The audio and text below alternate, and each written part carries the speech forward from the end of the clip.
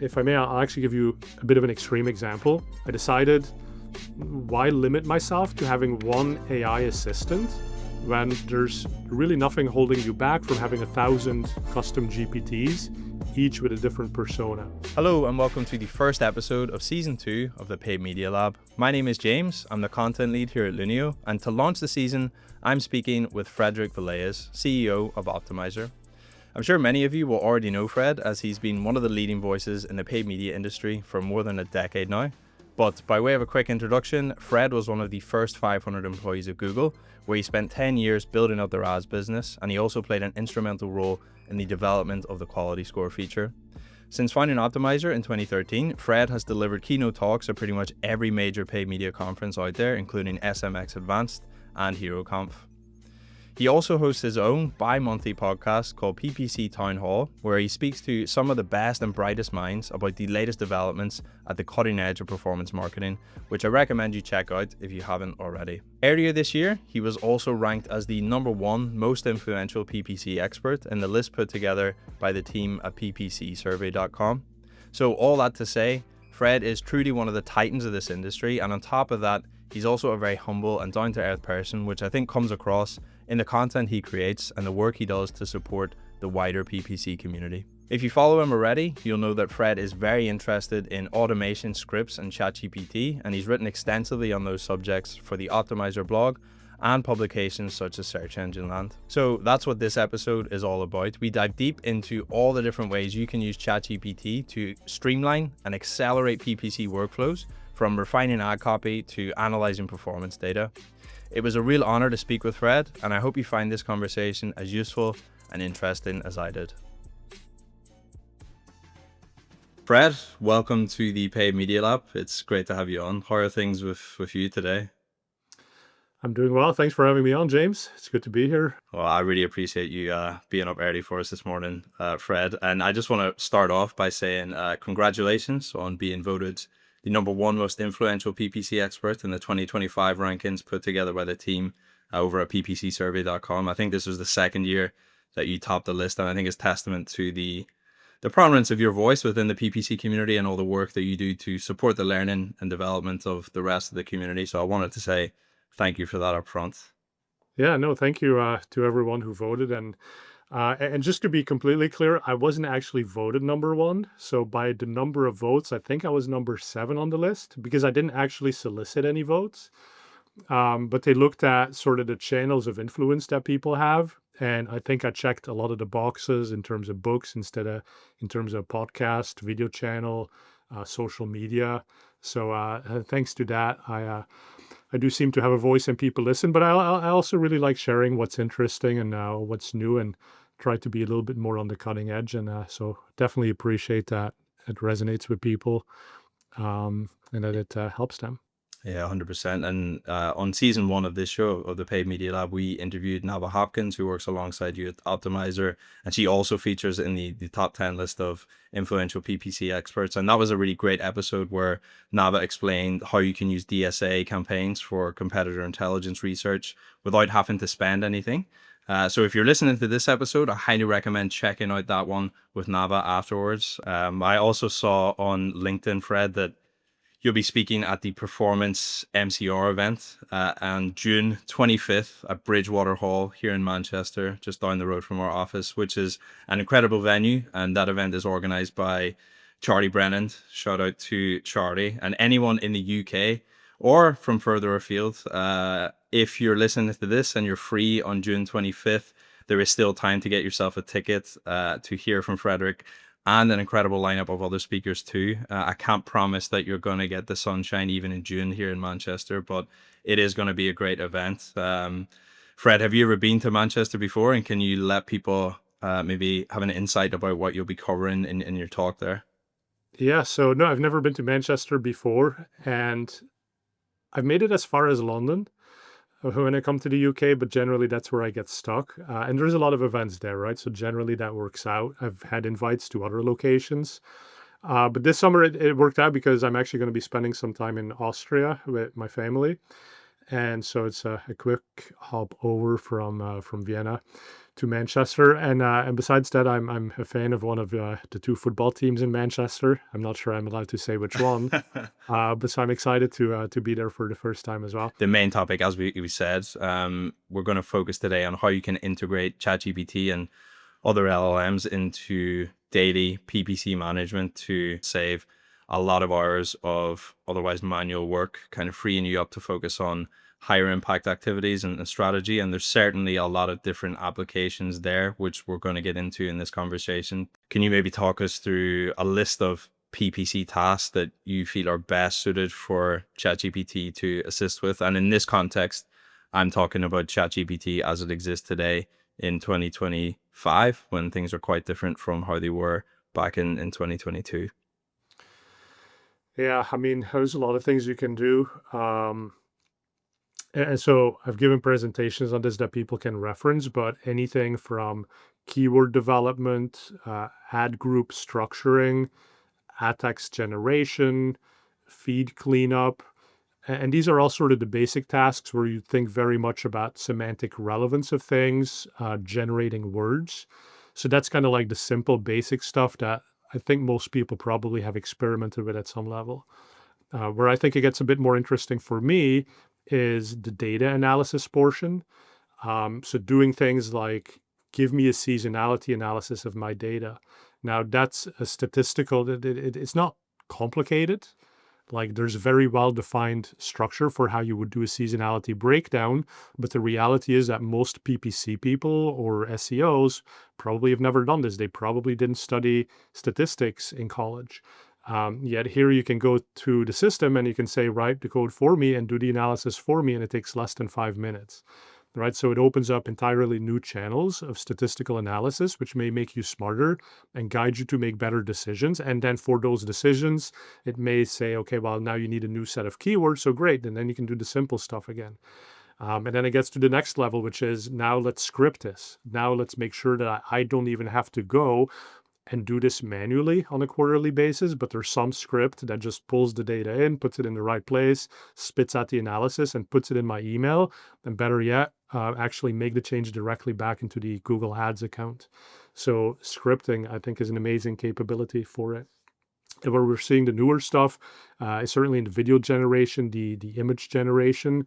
So all of these assets that are required for the more modern campaign types like PMAX and demand gen, those types of things. Yeah, there's there sounds cliche to say it, but the possibilities are really really endless here when you dive into it.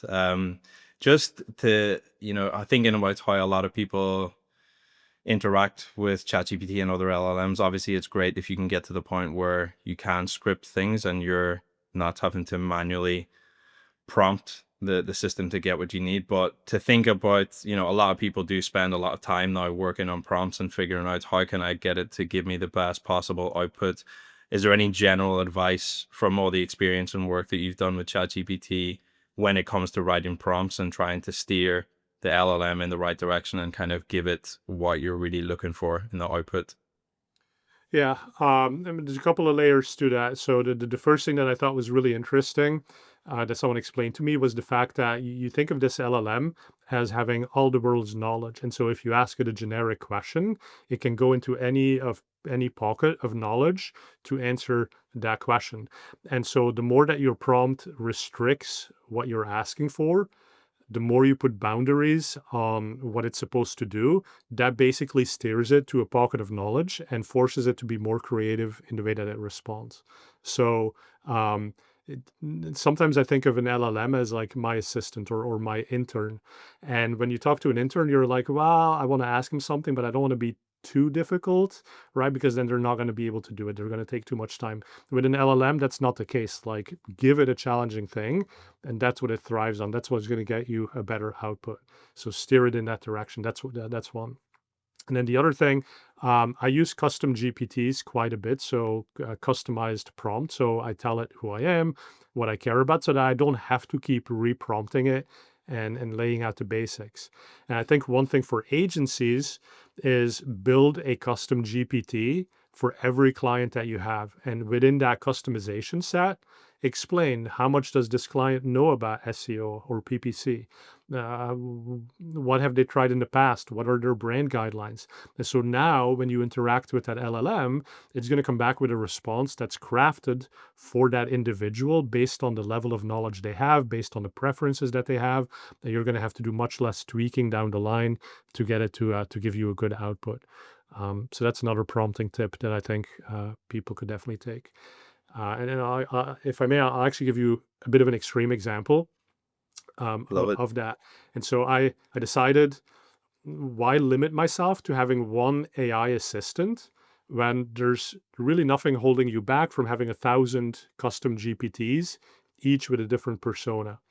And so I said, well, if I write a blog post, I would like that blog post to be vetted by a skeptical reader, by a fact checker, by someone who's a CMO level position, by someone who's a junior account manager type person. And so I started building this list of custom GPTs, and each of them has different instructions and different personas. And so then I instruct them sequentially to read a blog post that I have. Now, one little trick that a lot of people may not realize is within GPT, you can mention one of your custom GPTs.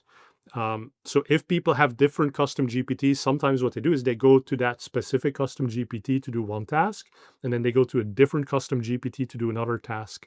But you can actually combine it. So when I have these 5 reader personas, I start a new chat and I mention my skeptical reader and I tell him, give me feedback about this article. And within the same chat, now I call my fact checker and I say, fact check this. I don't even read what they say because I have my 5th custom GPT. Her job is to consolidate what those other 4 have said and give me back the 3 points of how I can make that article better. And that's really cool, right? And so I haven't even taken that to the extreme of actually 1,000 custom GPTs. So if I did a little bit of programming, I could take it there. But that's sort of the beauty is you no longer are inside of this box with so many limits of how many people can you afford. Within GPT, you can afford thousands. Nice. That's something that working in content myself that I can take away, and I can implement that here at Lunio. I think I'm going to be looking into seeing what kind of custom GPTs I can use to scour over the content I'd be creating before we publish it on the site. Yeah, that's a great one.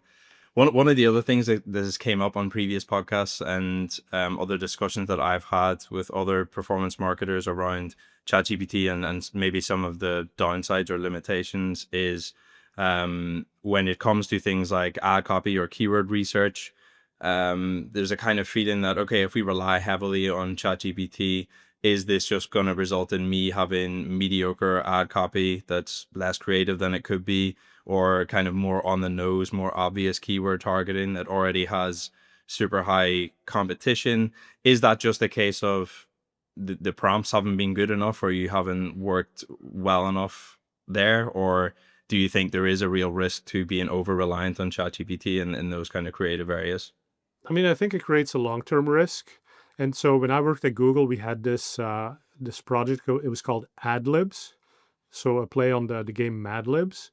And basically what we said is we're going to have these templates. And so if you're a restaurant, you're just going to tell us the location, the cuisine, and maybe one unique value proposition of your restaurant. And then we're just going to stick that into a template.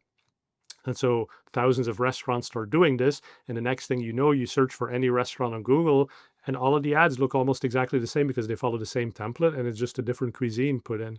Right. And so the risk that generates is if that is the ad that stays up there and the systems start learning, okay, this seems to be what people are doing, this seems to work, then it's going to start suggesting more of the same. And we sort of box ourselves in a little bit too much. And Will Reynolds gave a great presentation that I saw of his at Friends of Search in Amsterdam. And he was talking about how in SEO, there's like these listicle articles, right? So these are the top 5 tools for PPC management. These are the top 5 tools in SEO. And everybody's following that same format. And he said that people do it because it works, but it also takes you down this path of not being unique and not having true fans. Like, say something that you stand for. right? Be unique, be personal, be a person. And because ultimately that's what people are going to gravitate towards, and that's going to set you apart from all of these others. But I know it is a struggle, right? Because if this thing works, like, why do the other thing? And so I think you have to figure out how to have a mix of the two. And that can be challenging. And I think that's where, if you go to the GPT or the LLMs, tell it to write in a certain voice, give it a certain perspective. In fact, I'm working on a project. So when I do my social media, there's too many people who just take some random article and they post about it on social media, and the LLM writes the whole thing. But it's like, well, what did you think about it? Like, that's the key thing, right? And for me to say, what do I think about some news that came out? Well, that takes me 30 seconds to have a thought about it. What takes me a lot of time is turning that thought into a nicely written LinkedIn post. Well, that's where the LLM needs to come in. But don't put the LLM before you even have the thought, because that's the risk. Now I end up having no more thoughts, or my thoughts are completely constructed by the LLM. And the human mind is funny too, right? Like, after a while, like thinking back at my days at Google, I'm like, yeah, I remember this was the conversation I had with Larry, but was that really the conversation, or is that just a construct in my mind because I read something that I later on wrote about it? So there's very much this risk that we have the LLMs craft our messaging, and then we look back and we're like, oh yeah, this is what Fred stood for. And when there's a digital clone of Fred after he dies, and my great grandchildren interact with that digital clone, maybe it completely misrepresents myself because it's no longer my actual voice. So I think, like, fundamentally, that's one of the most important things that we need to think about as humans is, like, what is your perspective, right? Putting the words on the paper, that's the part you should ask help with. But having an opinion, like, that should be yours. Yeah, yeah, that's a really good point, and a good steer in the right direction. And yeah, it's the initial thought is the key part. Get that down on paper first, and then go from there. Yeah, it's wise Well, advice. and the key point, James, too, is that, like, you don't even have to get it down on paper. And one of the earliest tools that I used that was large language model related was actually using the Whisper technology from GPT, and it is really good at. It's the best transcription software that I've ever seen. Like, it makes fewer mistakes than even the Google transcription. But what I started doing very early on was, this thought is in my head about something, and I would just narrate it into my phone. And as I was narrating, a lot of people, the way the mind works is you process thought by talking about it, and you hear yourself say something, and you're like, actually, that was wrong. Like, let me build on that, or let me change it. And when you write, that's really difficult because now you have to edit your paragraphs, you have to go back, it takes a lot of time. But when you're narrating to the phone, it's basically like, oh, you know, the thing I just said about quality score, like, I actually don't believe that anymore. Just change it, and this is what I believe now.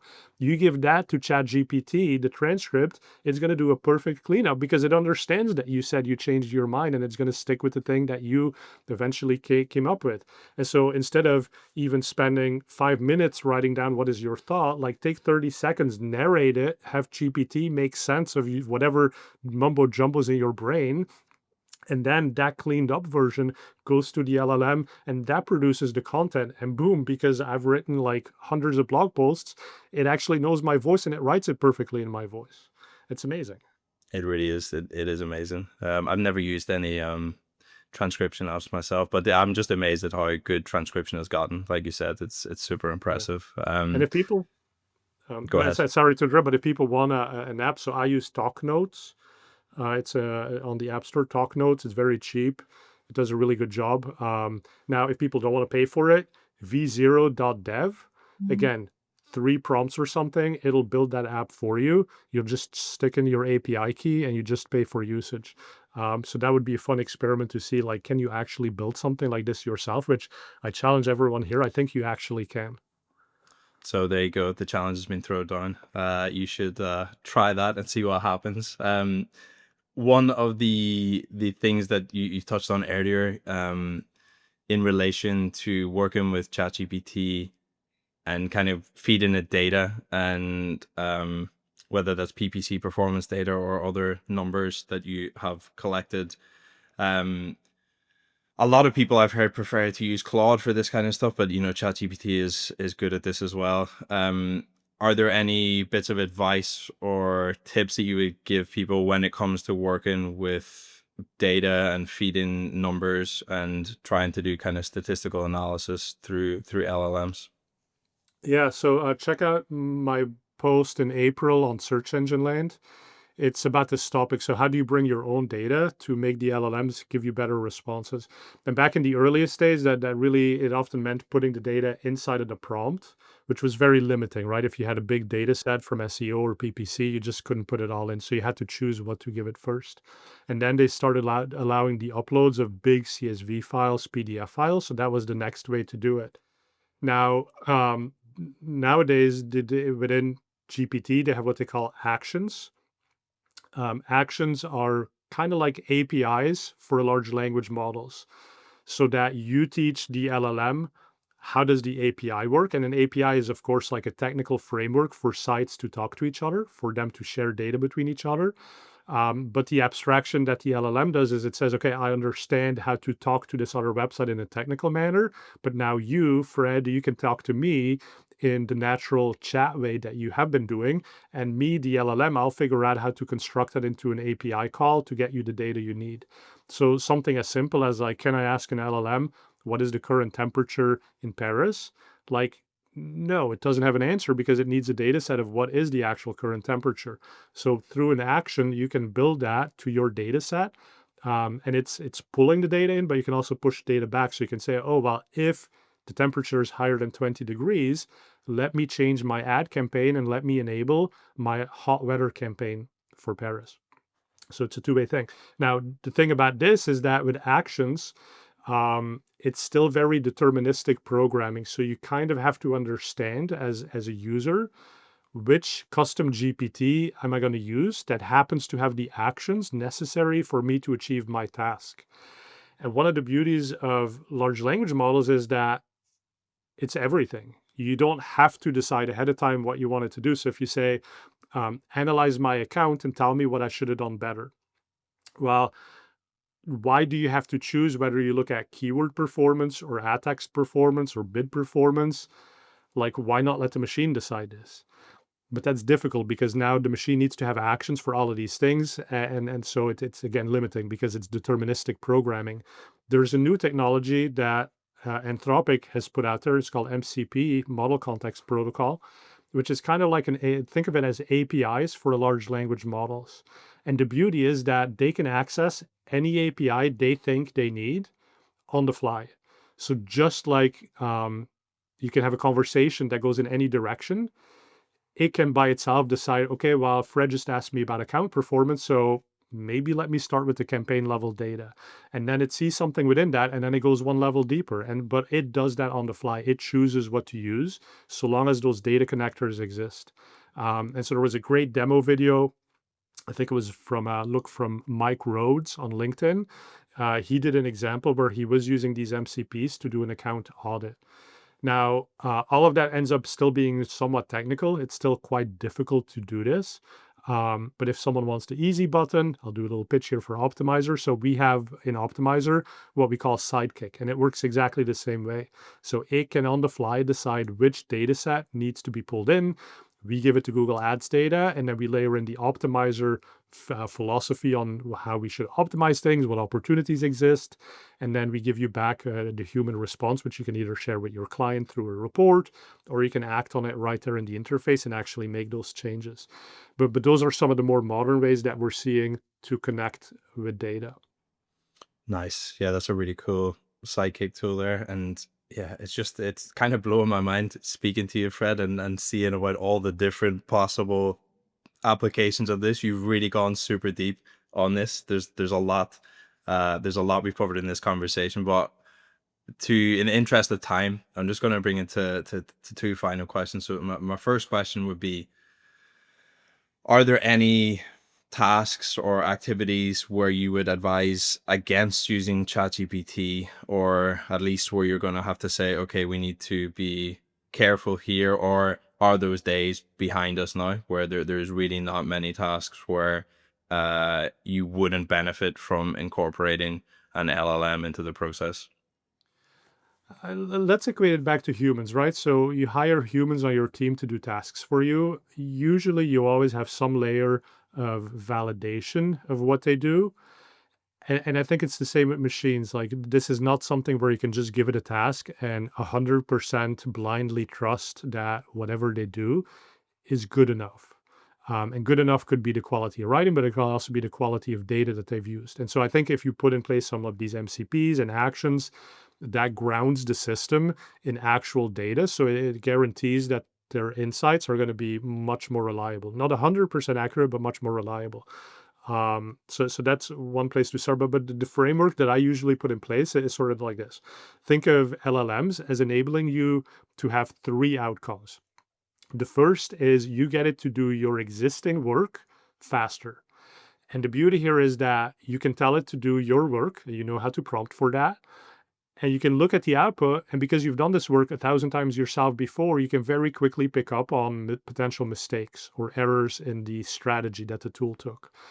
And so you see that mistake, you know how to prompt it to fix that mistake. So if you're a programmer and you get back a piece of code and you scan it, you're like, oh yeah, obviously it's done the while loop wrong. You tell it, you've done the while loop wrong, go and fix it. And now you can see it, okay, now it's right, so it works. So you become faster. Now, the second way to use the LLMs is to achieve new peaks, reach new heights. And this is the type of stuff like the seasonality analysis. So if you've always wanted to be a more analytical PPC person, but you've just never understood how to do the Python or the R script to do these things, well, you can ask it. But you can also ask it to explain, like, why did you choose this methodology? Like, how does this function work? Can you add comment to the code so that I can sort of follow along as a human, what it's doing at every step? So as long as you take interest and you're sort of vetting and learning along the way, you can do amazing things and you're going to achieve new heights.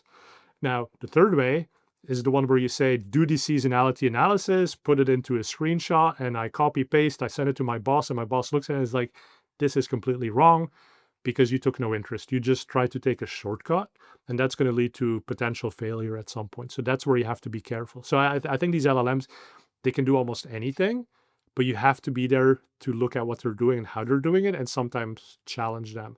And one interesting little fact, so Stanford did this research about drift. Drift is the concept that in an LLM, because it's not deterministic, the same question is going to lead to the different answers at different points in time. So even if you ask it a mathematical question, it may give you back different answers. So in the earlier days of GPT, they asked, is this number a prime number or not?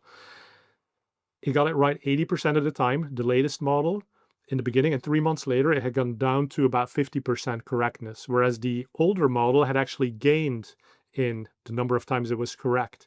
And this is an interesting concept because, again, it says that because it answered it correctly today, there's no guarantee it's going to do it correctly tomorrow. So even from day to day, you have to keep vetting what it's doing. And one important point from that is if you get it to write a piece of code for you, copy and paste that code and save it. Once you've vetted it, save it and use that piece of code. Don't go back to the LLM to get it to rewrite the code because it's going to do it differently and it may break. So that's one point. And then the other point was even in the highest, the best scenario, it got the calculation correct 80% of the time. Right? If we're looking at 10,000 keywords in our account and 20% of the analysis is wrong, that's a lot of mistakes. And that's bad, right? So that's where we still have to be always a bit careful. Yeah, I just want to say, Fred, just thank you so much again for joining us. I think there's so much, I've learned a lot from that conversation. I think there's a lot of practical, applicable stuff that people can take from that conversation. I know for me personally, I know I'm going to get ChatGPT to start reviewing some of the contents and reviewing it from these different perspectives and seeing what optimizations I can take to what I'm publishing. But before we wrap up, is there anything else you'd like to mention or let people know about before we finish? Yeah, no, just want to thank everyone for watching and spending some time with us today. And if you want to see what I'm up to, follow me on LinkedIn.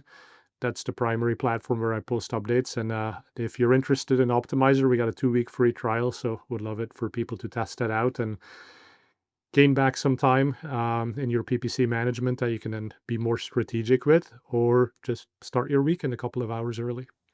Yeah, and if you haven't already listened to Fred's PPC Town Hall podcast, I highly recommend. If you find this show useful, you're definitely going to find that show useful too. So do go and check those episodes out as well. But thank you again, Fred. And I'm looking forward to hopefully seeing you at the PerformanceMCR event here in Manchester in June. See you in Manchester. That's it for this episode of the Paid Media Lab. Thank you for tuning in.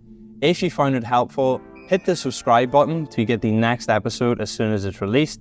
Subscribing costs nothing, it only takes a few seconds to do, but it makes a huge difference to us because it enables us to continue booking the best possible guests and delivering you great content. In the meantime, if you're looking for more free guides, tips, and tools, head to lunio.ai and click on the Resources tab in the navbar. And lastly, if you know any other marketers who'd find these strategies helpful, please do tell them about the show, and I'll see you in the next episode.